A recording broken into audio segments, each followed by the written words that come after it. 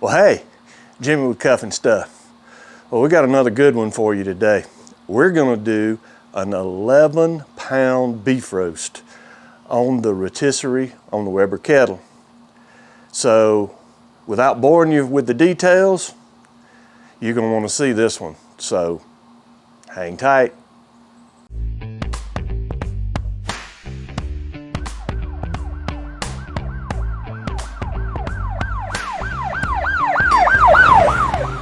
Okay, so what I've got here, this is 11-pound chuck roast. Pretty big boy, right? Well, we're gonna get him ready to go on the rotisserie. So first, let's season him up. And of course, we're gonna use Uncle Steve's shake. This is competition cow powder. And I wanna get a fairly liberal coat of cow powder on all of the sides. Now, I'm gonna stack the flavors today. I'm also gonna put, and this is from Uncle Steve's Shake too, this is a new one. This is South Texas Red that I absolutely fallen in love with for beef.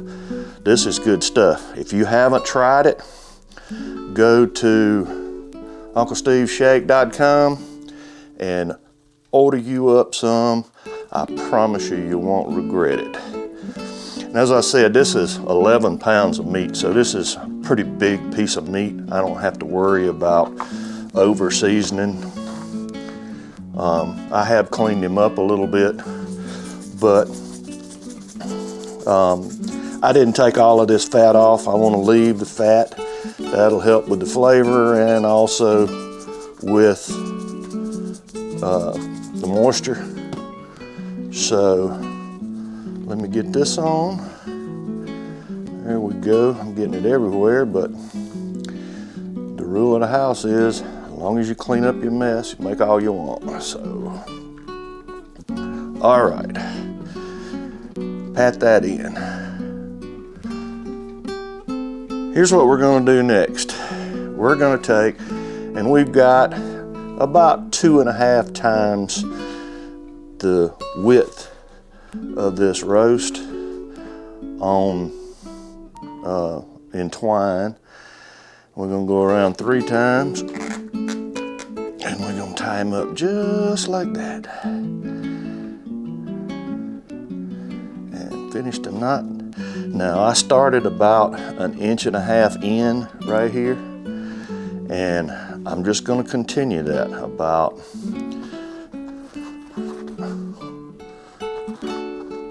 every 1.5 inches here. 1, 2, 3.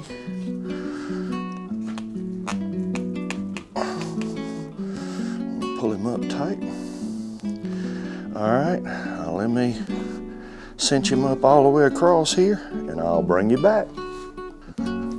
Okay, well, here's what we have right here. Now let me go in and show you close. This is all seasoned up, ready to go. Now I'm gonna let this hang out and sweat about half an hour or so. That should be plenty. When I get ready and put it on the rotisserie, I'll bring you back. Okay. As you see today, I'm using Blues Hog. This is a premium lump charcoal. I've got all of this to one side. I'm gonna take and pour what I have lit right here on one side. And see, I didn't have a ton. And what I wanna do is I wanna get this set up over here on this side.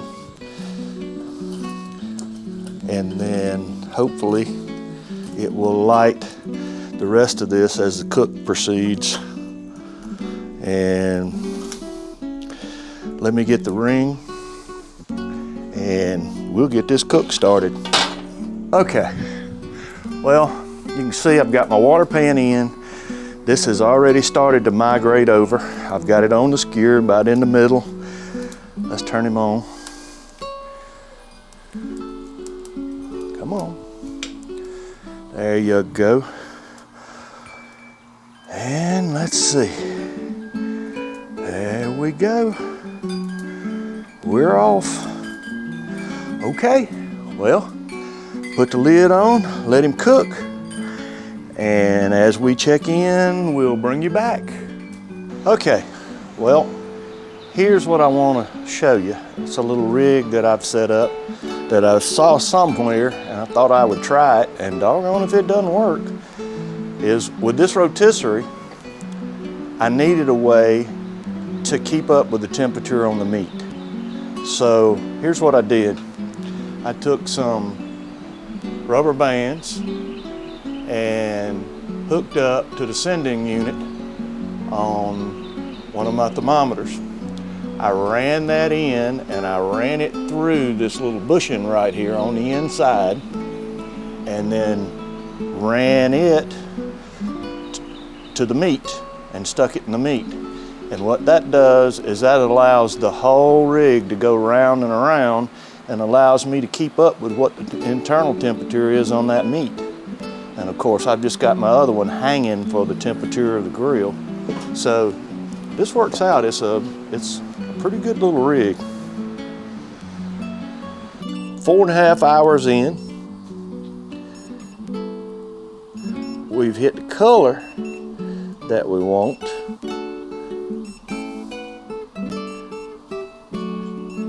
Let's see how I can do this here. Okay, well, you see, we've got her wrapped up. We've got the probe back in it. She's spinning like she's supposed to. So let's take the top, put the top back on it, and we're gonna let her continue. Okay, well, we have about hit our internal temp that we were looking for. Yeah, no. Okay. All right. So let's check it. Oh yeah.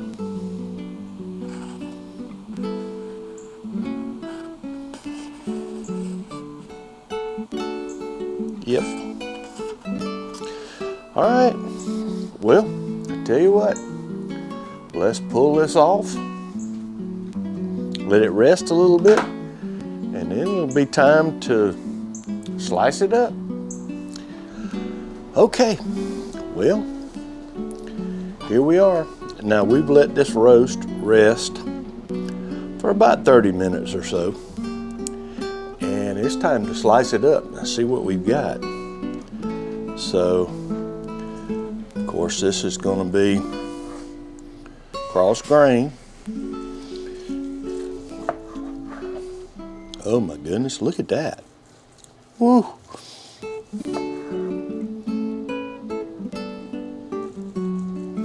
Man, this looks good. All right, I'm gonna go on and slice about half of it up. This is as tender as you could want a beef roast to be. And the smoke ring, my goodness, it's hard to believe, but there it is. It cooked as expected. We had a total time of, let's see, 6.5, almost 7 hours on this 11-pound roast. My goodness, that is some more looking something. All right, hope you can see the smoke ring.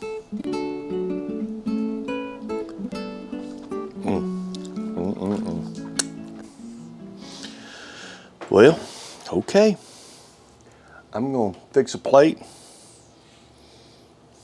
Look at this. It's just as tender.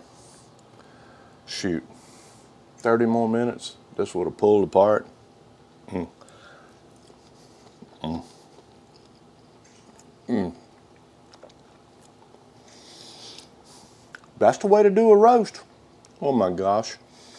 And that South Texas red, right on point again. Uncle Steve, you hit it with that one. I gotta go back.